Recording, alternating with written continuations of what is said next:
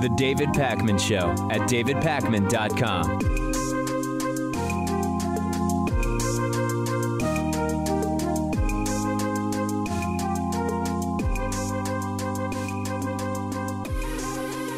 We've been talking about the increasing role of Fox News in the immoral fiasco that is the campaign and presidency of Donald Trump. And I've got two Fox News stories for you today. Shortly, second story on today's show, we've learned that Fox News actually had the Stormy Daniels story, which includes multiple crimes for which people have now been convicted before anybody else had it, before the election of President Donald Trump. And for political reasons, they killed the story. They didn't run it. That's going to be the second story on today's show. But before we even get to that, there are now allegations that Fox News actually gave Donald Trump debate questions in advance of the debate that they hosted back in 2015. And before I give you the details, it's really important to understand the context here, okay? Remember that the right went crazy when it was alleged that Democratic a DNC staffer, Donna Brazile, passed a potential town hall question to Hillary Clinton. And it's a question mark whether it was really even a question or a topic. Now, either way, it was wrong to do that. As a DNC staffer that supposedly is an unbiased arbiter of the Democratic primary, what Donna Brazile did is wrong. It shouldn't have happened. But the right went bonkers, and it may have been dealing just with a topic rather than a question. And in fact, Trump specifically raged against CNN when that news broke. You might remember that in the first debate that Fox News did in 2015, however, there were so-called tough questions from Megyn Kelly.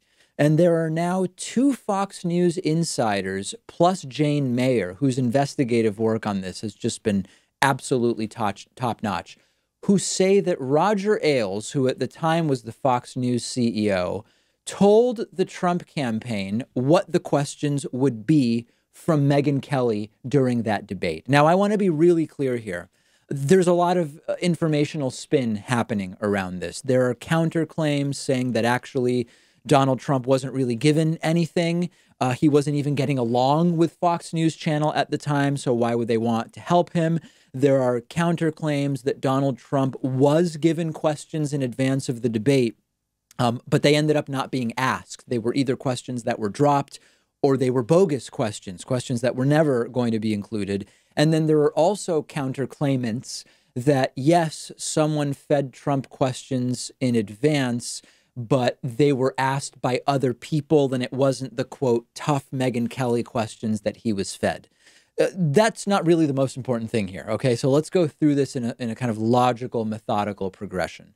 First of all, is it possible or even likely that Donald Trump was fed questions in advance of the Fox News debate? Of course, right? Megyn Kelly even said so 2 years ago. That's not actually the notable thing.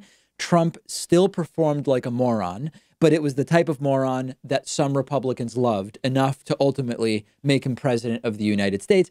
It wasn't because he was fed questions from Fox that he became president. Despite being fed questions, he still made a fool out of himself, and it didn't matter because Republicans voted for him anyway. So that part is actually less interesting. As far as Fox News is concerned, yeah, Fox is the propaganda arm of the Trump administration today, almost exclusively. Yeah, Shep Smith is an outlier. Chris Wallace is an outlier. But feeding questions to Trump would be both not surprising and also not even necessary for Fox to be what they are today, which is a de facto mouthpiece for the Trump administration, with Sean Hannity at the top of that sort of hierarchy of propaganda. What's the real issue here? The real issue for me is that this is another opportunity for me to mention that the way these debates are set up doesn't help us figure out who the best candidate is. That's what debates should do. And that's not really what the story is about, but in a way it is, because whether or not the questions were fed to Trump, candidates knowing the questions ahead of time is a very small piece of why these debates are BS in total. These debates are structured in a way where the only outcome is that you either do the Trump thing, which is insult people and say things about Rosie O'Donnell and other people, little Marco and Rand Paul's physical appearance, and call people low energy and try to score points that way. Or you try to score points by just listing talking points, because fundamentally the debates are structured to have weak moderators in almost all cases and in most ways.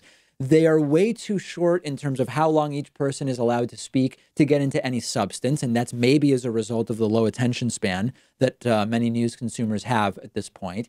And it's just too easy to gish gallop, which means just throw a whole bunch of stuff out there at once, misstate the positions of your opponents or claim that your opponent is misstating your positions, and nothing substantive actually happens. Here's one example. Not even from the Trump era. The first Mitt Romney-Barack Obama debate. Mitt Romney spent half the debate claiming that Barack Obama was simply mischaracterizing his points of view and his positions, even though Barack Obama was accurately characterizing Mitt Romney's points of view and positions, and it avoids any real and substantive debate. But it's not even fully exposed because the format is too short to even really let us hash that out. Here's an example of a specific topic where we often learn nothing.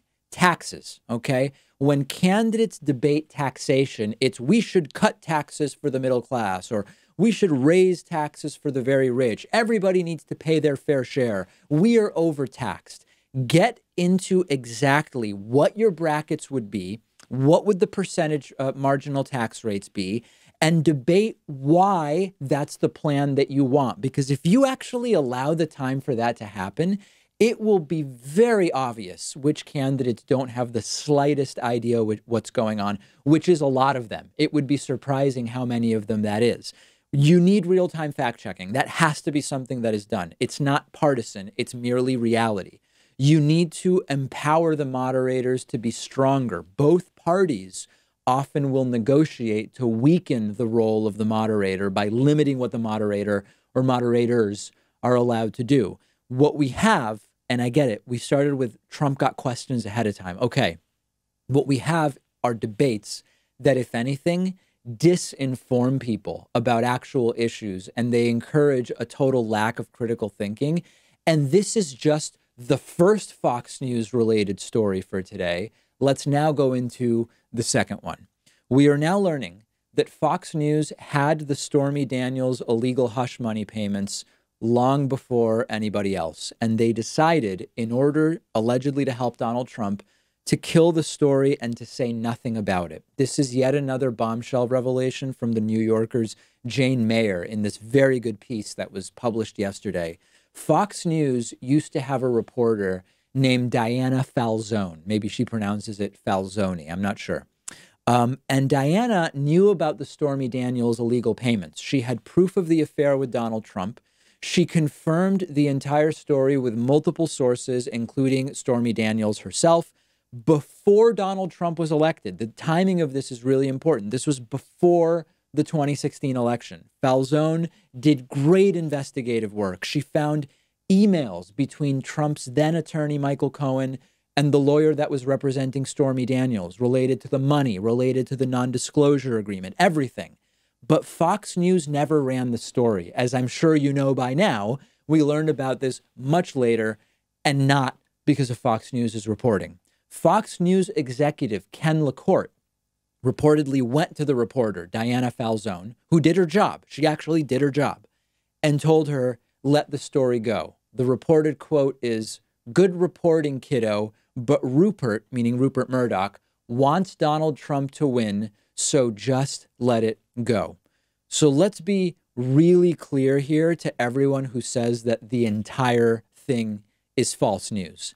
Fox News has admitted that they had the story, okay? They have a different explanation for why they didn't run it. The former editor-in-chief of Fox News, Digital, told CNN last year, this is not even news at this point, that yes, Fox News had the story, but they opted not to publish it because they felt that some of the facts had not been verified, okay? So they've already admitted they had the story. They said it's a credibility issue that kept them from publishing it. Jane Mayer now is not the first to say Fox News had the story. She is the first to say that it was a political decision that was made because Rupert Murdoch wanted Donald Trump to win. Another sign that this is almost certainly true is that Fox News paid off the reporter in question, Diana Falzone, including not only giving her money, but forcing her to sign a non-disclosure agreement where she cannot talk about the circumstances under which Fox News refused to go with the Stormy Daniels case, and that it would specifically prevent her from explaining that, for example, it was a political decision that was made because they didn't want to hurt Donald Trump. So what we've learned in the last 24 hours is that, number one, Fox News proactively covered up reporting on crimes committed by then presidential candidate, eventual president-elect, eventual President Donald Trump. They hid relevant information from voters. This sounds to me like Rupert Murdoch needs to be subpoenaed by any number of House committees at this point. And I wouldn't be surprised if Sean Hannity is also pulled into this or involved in some way. Consider that Sean Hannity is regularly speaking to President Donald Trump privately. Sean Hannity was once listed as one of only 3 clients of indicted Trump personal attorney Michael Cohen, something which has been denied by Hannity. But if indeed Hannity's denial is true, in other words, if it's true that Cohen never represented Hannity or worked for Hannity, there is no attorney-client privilege that can be cited with regard to what Hannity knew about this and so many other Fox-related fiascos. Let's get Sean Hannity in front of the committee as well, given that attorney-client privilege is simply not going to be an issue. So this exposes much of what we already suspected, but what it's giving us is particular instances where the facts now say this is the propaganda arm of the Trump administration, and they may now have been involved in the cover-up, in the preventing of the breaking of news that the president was involved in criminality that is not hypothetical, criminality in those illegal hush money payments for which people have now been convicted and are going to prison. Let me know what you think about all of this. I'm on Twitter @DPakman. Follow me there, and follow the show @David Pakman Show on Twitter as well. The David Pakman Show at davidpakman.com.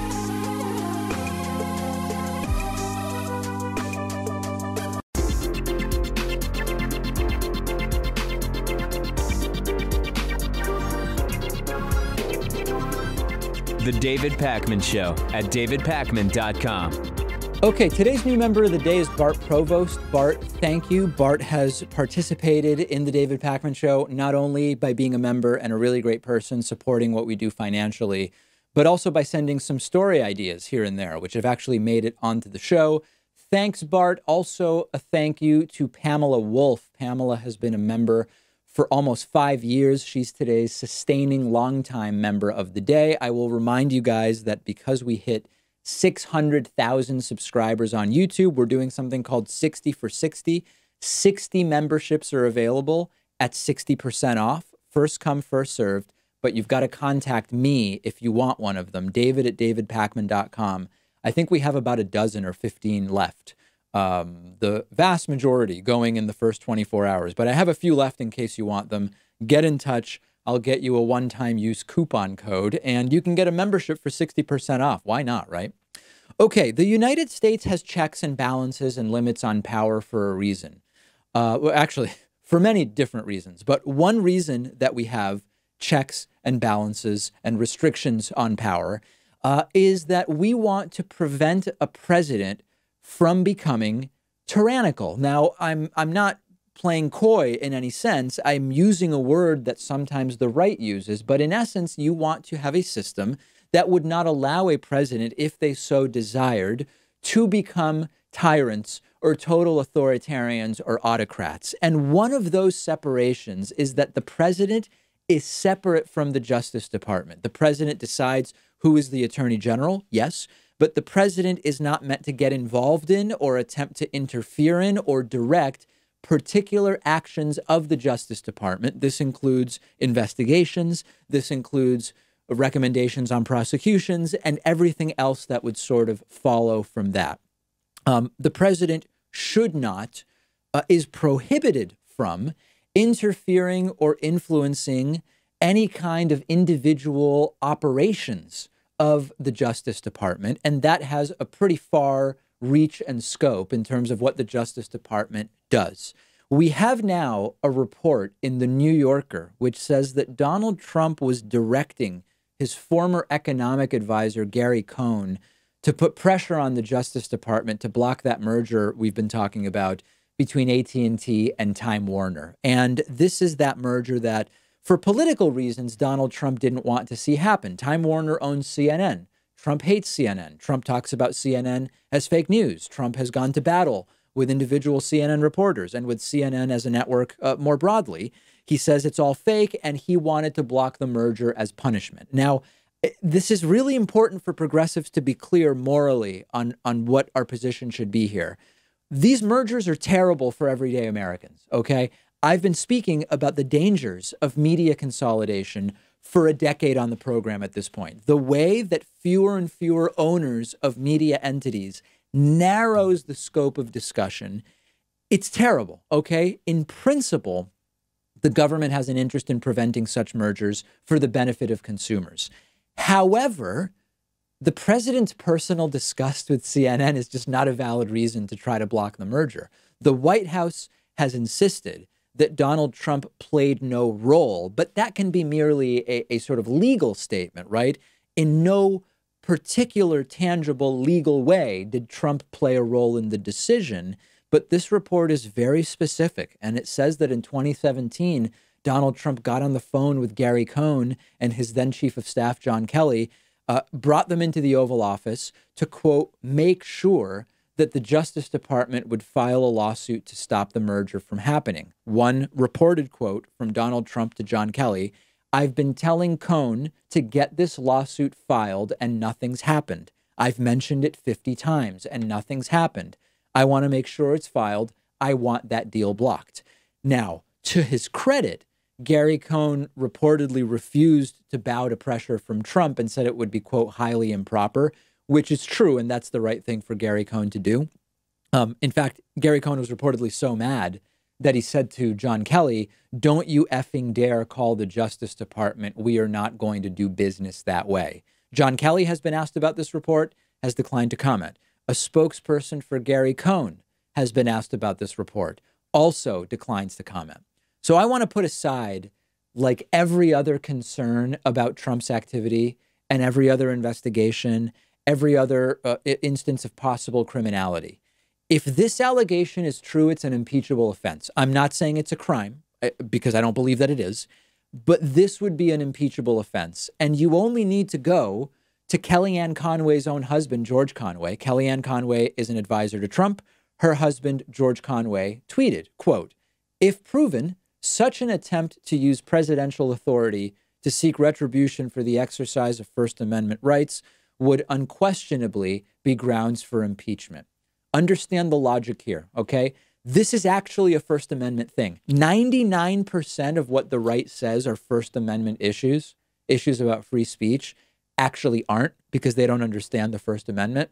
The First Amendment says Congress shall make no law respecting an establishment of religion or prohibiting the free exercise thereof, or abridging the freedom of speech or of the press, or the right of the people peaceably to assemble and to petition the government for a redress of grievances. If the government, meaning the executive branch, Donald Trump, is putting pressure on the Justice Department, also the government, to punish a corporation for the way that they use their right to speech, which happens to be something Trump doesn't like, it is a violation of the First Amendment, period. This is what abuse of power looks like. This is what authoritarianism looks like. It's yet another sign of it, and there are many with Donald Trump. We know he loves authoritarians, and he seems to dislike a lot of our Democratic allies. He slams the media as the enemy of the people. A new one this weekend. He's giving outrageously long speeches, another hallmark calling card of the authoritarian, autocratic, dictatorial types. He likes the idea of president for life, as he expressed after Chinese law was changed with that regard. attacks the court system when he doesn't like their decisions. The problem is the judges, very authoritarian. And then now he wants to punish media outlets via the Justice Department for their reporting on him in a way that he does not like. This is an authoritarian danger to everything that we consider to be important about American democratic institutions, and we can't allow it to continue. I have to hand it to Chris Wallace on Fox News. He now has a fairly extensive repertoire of solid interviews with Trump officials where he just doesn't let them get away with their BS. I've talked about the failings of our debate system earlier in the show.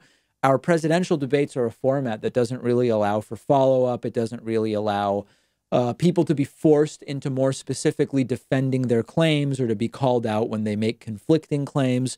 Chris Wallace actually does a good job of this sometimes on Fox News. And this gets us to this weekend, where Donald Trump's war-hungry national security advisor, John Bolton, spoke to Chris Wallace and tried to defend Donald Trump's behavior and actions related to Kim Jong Un. Now, remember, Trump's first summit with Kim Jong Un in Singapore, miserable failure. Nothing came out of it. Trump declared victory, that the nuclear threat is over. Of course, nothing actually happened after that. They have a second summit, this time in Vietnam. Trump goes, gets nothing. The negotiations end without an iota of progress. Trump praises Kim Jong Un, says he takes him at his word about not knowing about how American Otto Warmbier was being tortured. Trump eats it all up, and it's an international embarrassment. Every single time that Trump praises these dictators and shows that he's totally dominated by them, it is an international embarrassment. Putin said he didn't meddle, and he seemed serious when he said it, but he's a great guy, and he's a strong guy. Kim Jong Un says he had no idea about Warmbier, but he's a really bright and funny and remarkable guy, and we're having a great relationship together. So Chris Wallace calls out John Bolton about it, and he says, hold on a second, Trump believes this stuff? And John Bolton goes into a word salad, stuttering all over the place, completely incoherent, and Bolton tries to say that I take him at his word just means I believe that this is what he said, which of course is of no meaning. Take a look. This is not the first time that the president has taken the word of an autocrat over outside evidence. He's not taking the word. He said, when he says, I'm going to take him at his word, it doesn't mean that he accepts it as reality. It means that he accepts that's what Kim Jong Un said. So when he says, I take him at his word, it doesn't mean that he believes Kim Jong Un? Well, that's what he said. I think one way to prove that is to give the United States a complete account. Okay, so take him at his word doesn't mean I believe him. It just means he believes he said this, which means nothing since they were in the room together. Similar situation on CNN, but there they play another important part of what Trump said, not just the I take him at his word part, but actually I don't believe that Kim Jong Un would have allowed this to happen. How does Trump know that? Apparently because his relationship with Kim Jong Un is so great. I want to play what President Trump said about Kim Jong Un and the brutal mistreatment of the American college student Otto Warmbier, who was arrested in North Korea and returned to the United States in a coma, and he subsequently died. Take a listen. I don't believe that he would have allowed that to happen. He tells me that he didn't know about it, and I will take him at his word. He's going to take Kim Jong Un at his word that he didn't know about it. The Warmbier family put out a statement. They disagree. They say Kim Jong Un is responsible. Are they wrong? Look, the president made it very clear he considers what happened to Otto Warmbier an act of brutality that's completely unacceptable to the American side. I've heard him before the summit itself, before the press conference, talk about how deeply he cared about Otto Warmbier and his family.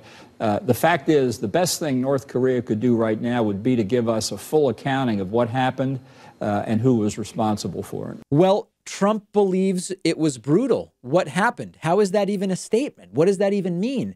I don't believe that he would have allowed it to happen. He does this stuff all the time. Kim Jong Un is known for doing exactly this type of stuff all the time.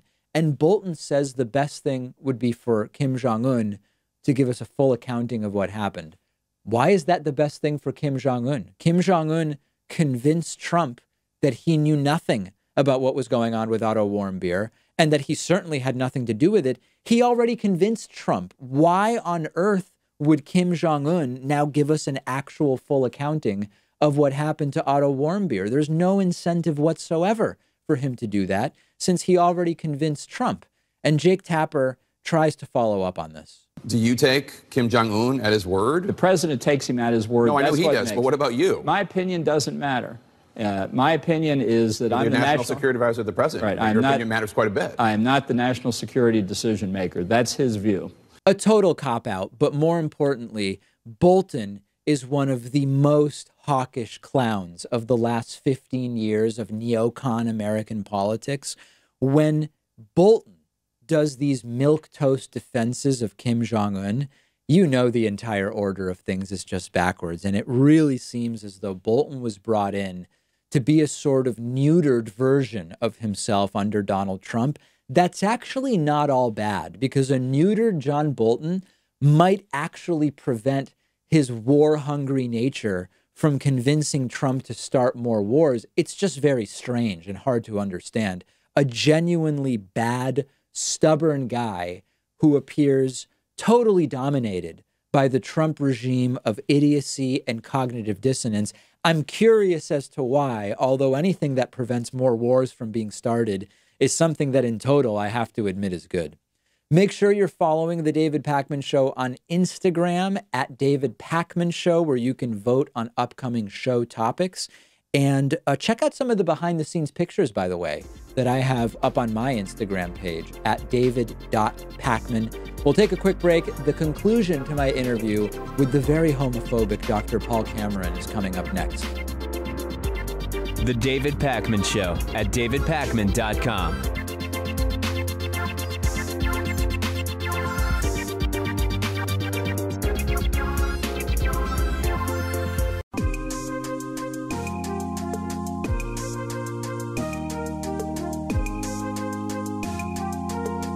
Welcome back to the David Pakman Show. Let's go back to the conversation we started yesterday with the anti-gay, homophobic Dr. Paul Cameron. I want to go back to what you said before, which is it's possible that the rate of LGBT membership in Homo sapiens could possibly, was the word you used, cause the species to die out. Homosexuality exists in hundreds or thousands of species, and the percentage, species that don't have culture in the way that humans do. And it has not had an impact on that, the ability of that species to continue, to persist, to replicate. We're not even close mathematically, even remotely, to a percentage of LGBT membership that would even remotely imperil Homo sapiens, particularly compared to the impact that climate change, decreased male sperm count, and so many other issues could potentially have. It seems that it's completely without any scientific basis to suggest that. Well, it's not a question of scientific basis. It's a question of things are changing, which things that are changing are having the most profound effect, and theoretically, which could. For instance, in our survey we conducted in the early 80s, we found that the LBGs, there were no T's then, as you'll recall, reproduced at about a total fertility rate of around 0.6. You need about 2.1 to maintain the species. In the aggregate, depending on whose total fertility rate you take, and it varies somewhat even between governmental agencies, much less others who have independently tried to calculate it, somewhere between 1.87 perhaps to 1.77 right now for the United States. For Europe, it's about 1.5 and has been staying fairly stable there for the last few years. Generally speaking, across the world, there is a decrement, especially in what we might call Western civilization, in the total fertility rate. And whatever mistakes seem to be made in projections, all are to the leeward side. That is, people seem to be underproducing compared to what we think they ought to be, given how they respond to questionnaires and previous kinds of fertility rates. Fertility is more delicate than we have in the past imagined. Remember, Adenauer in 1962 said, I'm not going to worry about this. There'll always be children. Well, that's not necessarily so. When he said that, the fertility rate for Europe was close to 2.1. Now it's about 1.5. Now that takes the whole aggregate. It's a somewhat different aggregate and the like. But as China has demonstrated, you mess with this for about 40 years or so, and we accommodate that. Humans learn to not be as interested in having multiple children or even children. Dr. Cameron, we're getting so off track here. We're getting so off track. The focus I was hoping would be the idea that a modest increase, for example, from 3.8 to 4.5% of the population being LGBT simply cannot mathematically make it so that it is responsible for making Homo sapiens potentially die out. I mean, it simply is mathematically impossible, and it also culturally doesn't make any sense. When you think about a Darwinian adaptation and you consider that homosexuality exists in hundreds and thousands of species, we're talking about group-level adaptations. Yes, an individual gay person or lesbian person is mathematically far less likely to reproduce. But as a percentage, as part of a group, as part of a society which has had LGBT people for a very, very long time, whether or not they identified that way, there is no mathematical basis for your assertion. And what China does with a one-child policy or whatever is not relevant to that. I disagree with you. First of all, I'm not saying this is the only factor. Obviously, we're in a long-term fertility decline, and it would not take very many people going over to LGBT, if you would, to dramatically affect how many children are in the next generation. The one thing we can say for sure is that unlike, say, global warming or whatever, whoever is crawling on our rugs today definitely is going to shape the future for tomorrow.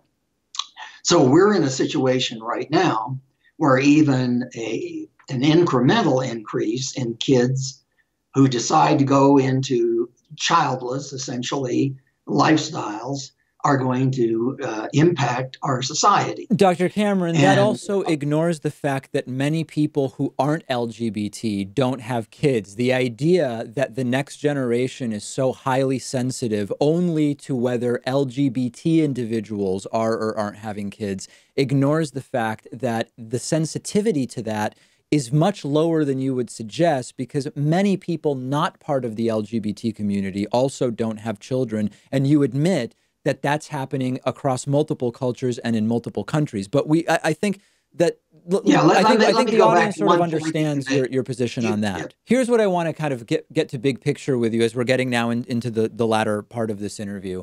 What is it like, given that you have been working on this issue for so long? As I said, you are one of the most well-known sort of anti-gay people, I would say, in American society over the last many decades.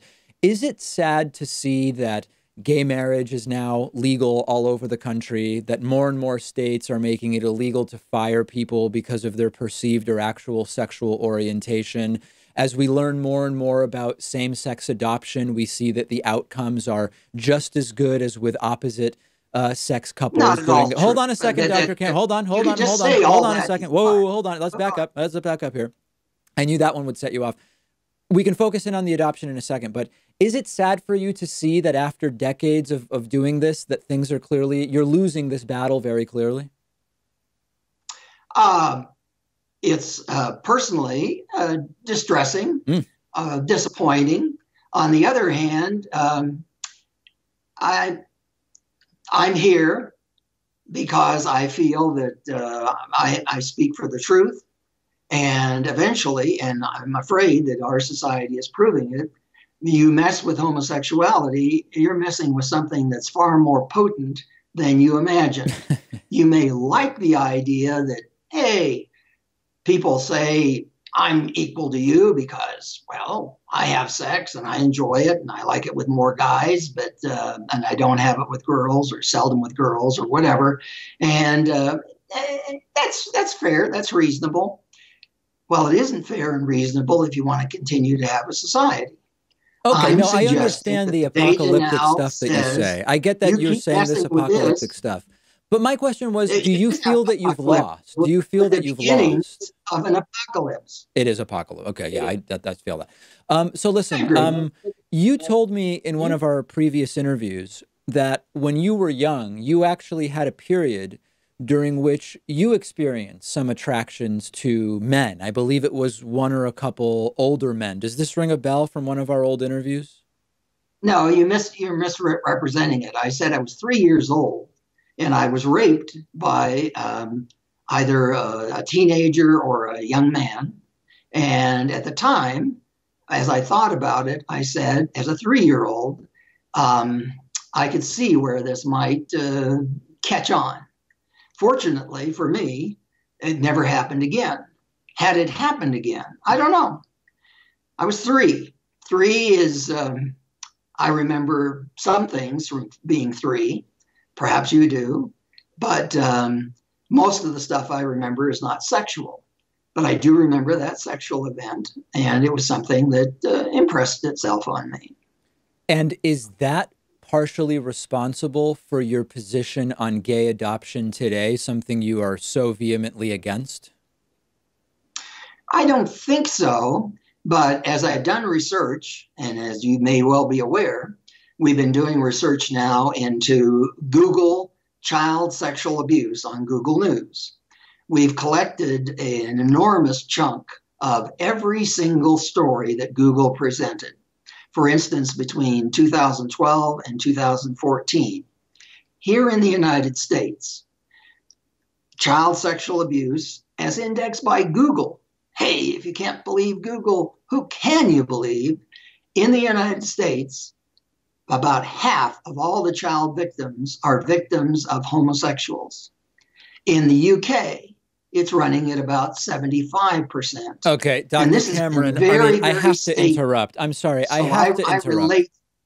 I have to interrupt because you are, this is literal nonsense. I mean, there's a couple things that are just being completely misstated by you. Number one, we know that when it comes to pedophilia, it is not an act that is sexual in terms of heterosexual or homosexual. It is often based on, hold on a second, it's based on availability. If you're attracted to prepubescent kids, no, you're actually not. And anything that is based on Google articles, what is recorded on Google, Dr. Cameron, hold on a second here. Hold on a second. The person who raped me enjoyed homosexuality. He knew what he was doing.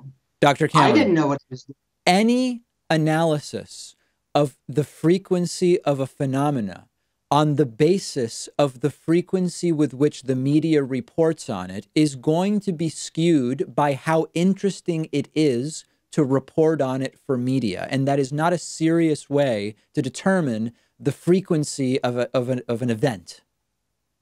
Okay, I would disagree with you in general that, first of all, I agree. The media does what's interesting, what they think will get attention. However, for instance, when it comes to, say, clerics, what we found is that Baptists, across all these surveys that we've done, who are clerics who do molestations, only about 43% of the perpetrators are engaged in homosexuality with children, whereas with Roman Catholic priests, it's somewhere in the vicinity of high 80s, low 90s, depending on the situation and the culture. Now here, there's no reason at all why, given the hostility generally to religion by the press, always interested in highlighting hypocrisy and nastiness on their part. What we found is this across, as near as we can tell, every society that uses English, and even those societies that use Chinese and Polish and Italian and so forth. Protestant ministers tend more frequently to molest girls, and Catholic priests in every society that we've been able to index for a reasonable length of time are after boys. Now, I would say not that homosexual, that they're people who engage in sex with children are pedophiliacs. Bull. They are engaging in sex with children. They do it because they like it. Almost all of them also engage with men. Dr. Cameron, I just can't allow this to go on. This has women, been, we're going back 20 years. I mean, this has been so widely debunked that I can't even, my audience is just so beyond this. You know, I was really hoping to hear from you, your honest feelings about how your movement is losing. It's losing every year. It's losing ground as LGBT individuals. And that's what I was most interested in hearing about, not debunked nonsense that's not even science. Well, you can say what science is: the collection of and theorizing about piles of data of varying sorts. That's what science is. Now, if we have an enormous pile of data collected from Google, when we tried to collect it ourselves, we were always open to the charge, well, you're maybe biased in what you're looking for or looking at. Maybe you ignore certain stories and so forth.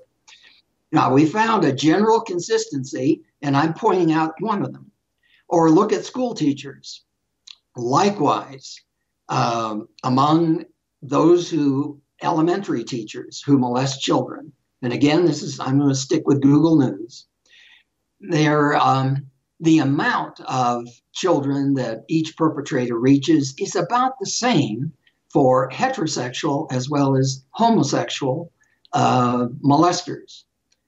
But once you get to the secondary level, high school, suddenly there is about a doubling of the number of students who are molested by the homosexually inclined versus those heterosexual. Dr. Cameron, I'm sorry, I have to cut this. I have to cut this off. This is like deciding which dogs are more dangerous based on which dogs are more written about as being involved in bites. I mean, it's the most wide. I can't believe that someone who claims to be a man of science like you in 2019 is still doing this stuff. And unfortunately, because of the filibustering on this stuff, we're at the end of our time. And I was hoping to really be able to dig in with you more about how you're feeling about everything that has taken place rather than the time. I mean, I was arguing about this stuff with you 10 years ago when it didn't make sense then, and it still doesn't make sense now, but it seems as though we've been unable to move past it. It does make sense now.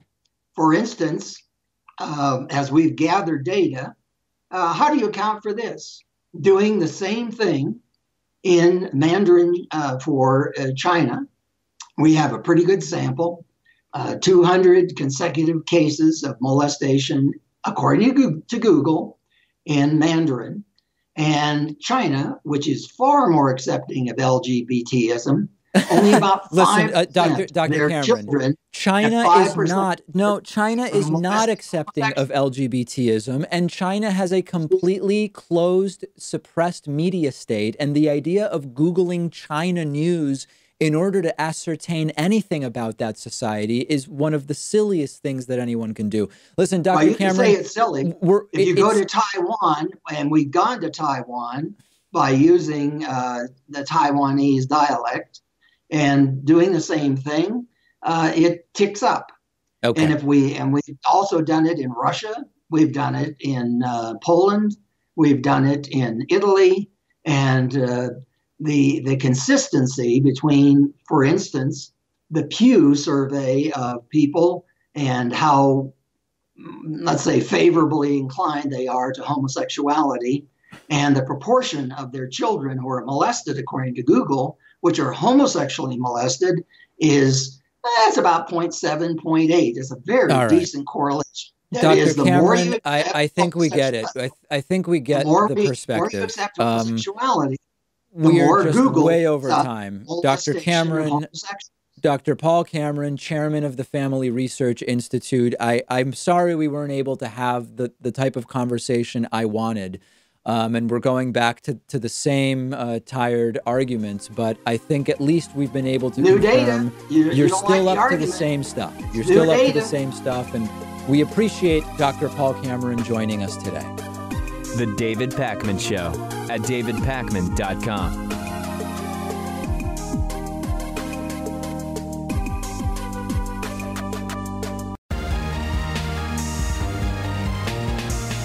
The David Pakman Show at davidpakman.com. I have a very strange situation to talk about with you regarding Tulsi Gabbard. Gabbard's a member of Congress. She represents Hawaii. She's also running for the Democratic presidential nomination. And it turns out that she's advising a Koch brother-funded think tank, which to begin with is strange for a supposed Bernie-crat. But also the more interesting element of it, or maybe more concerning, is that she left the fact that she's involved with this think tank out of her financial disclosure form for 2017. So let's walk it through. Gabbard is an advisor to the Center for Statesmanship at Catholic University. And the Koch brothers made a big deal when this think tank was established. They gave a $2.35 billion grant out of their foundation to create this. And on their website, Tulsi Gabbard is listed as an advisor. Okay, so the Koch brothers, they push right-wing libertarian sort of ideology. We know that. Why is a Bernie-supporting Democrat advising them? Well, one explanation would be that the libertarian anti-interventionism sort of overlaps with Tulsi Gabbard's apparent anti-interventionism, and that kind of brings them together with the Koch brothers and with this think tank. Except that that's not even really accurate, because Gabbard has said many times before that she's a hawk on terrorism. So she says she's against intervention when what she really means is she's against certain interventions that she doesn't find align with her views. Like, for example, leaving dictator Bashar al-Assad in power. We could debate, is he a good guy or a bad guy? But that's a separate question from should the U.S. be involved in regime change or not, or whatever. But her position really seems to be intervention when it suits her particular political views and priorities, rather than simply for or against intervention. But anyway, we could argue for a while about whether Tulsi Gabbard is a good fit in this think tank or isn't a good fit. But that's not really the point. I'm just establishing that she's an advisor. The concern is that she didn't list this advisory on her 2017 financial disclosure. Now, you might say, David, hold on a second. It might be an unpaid advisory. If she didn't get paid, there wouldn't be anything to disclose, right? Well, it's possible that it's unpaid. I don't know. I might tend to think it's paid, but it actually doesn't matter. Unpaid positions with organizations, including educational institutions like this one, must be disclosed regardless of whether you get paid. Now, Gabbard's office was asked for an explanation as to why this was not on her financial disclosure.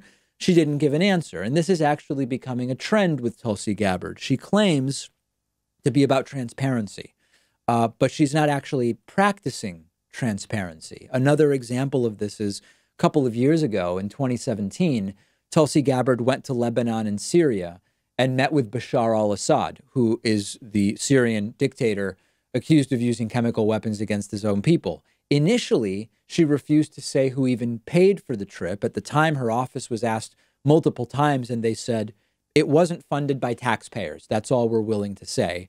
We eventually found out because two brothers, Eli and Bassam Kawam, said they paid for the trip, that the trip was actually paid for by these brothers who are connected to a group linked to the Assad regime and accused of pretty significant anti-Semitism. Of course, both claims that in their defense, the Kawam brothers deny. So this is a growing trend with Tulsi Gabbard, and I don't know whether anyone in our audience is still even thinking about supporting Tulsi Gabbard for the 2020 Democratic primary nomination. I've said before, I don't get the appeal.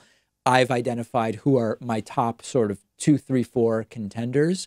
But for me, this is just the furthest thing within the Democratic Party that I could see myself supporting, and the lack of financial disclosure is certainly a concern, to put it lightly. And if anyone wants to explain to me, I mean, listen, I want to tell you what the world is like as I see it, okay? If someone wants to get in touch with me and say, David, here's why the lack of disclosure should not be at all concerning to you. Here's why the lack of transparency around the meeting with Bashar al-Assad should not be concerning to you. I'm all ears. Let me know why it is that I shouldn't be concerned by those things. Hey, we got a very strange voicemail today. It's related to an important topic, which is finding a cure for HIV, but it weirdly pulls Pat in a way that I don't understand. Take a listen to this. David, they just cured HIV on the second patient. Like, what does this mean for the future of HIV? What does this mean for Truvada? What does this mean for Pat? I mean, and what does this mean for the world? And it certainly, I mean, that's far out of left field. I mean, I never thought that would happen, like, especially in my lifetime. Okay, yeah, listen, we'll talk about, I don't know what this has to do with Pat. I don't think this means anything for Pat as far as I know, and I have not fully reviewed all of Pat's medical records, but I don't think this means anything for Pat. But if you haven't been following this, there was one case of a supposed cure of HIV, a long-term remission maybe is a better way to say it, from about 12 years ago. And this has been something that doctors have been trying to duplicate since that happened for about 12 years. This appears to have succeeded with a London patient, okay, a second person. And investigators are publishing that report today in the journal Nature, and they're going to present some details about this. And whether this is a cure or not remains sort of a question mark. I think formally this second case is still being called a long-term remission of HIV, the virus that causes AIDS. But it's still a very, very big deal. It is extraordinarily interesting. It's inspiring. It's potentially a major medical advancement. But what it has to do with Pat, I don't think it has anything to do with Pat. We've got a great bonus show for you today. We will talk about what is happening in India, Pakistan, and the tensions that are going on. And interestingly, the sort of PR war around the tensions that are taking place there. We'll also talk about an ancient planet-wide water system that has been discovered on Mars, which some scientists say hints at the possibility of alien life at some point in the past, not now. And we will also talk about the latest with the U.S.-China trade deal suspension, or I guess trade deal to suspend tariffs that may be going on in the pretzel of logic that is Donald Trump's trade policy and China policy. All of those stories and many more on today's bonus show, including some tech updates and a bunch of other stuff. Thanks for joining me. Become a member, become a patron so that you can get the bonus show, and just feel good for supporting alternative, independent media.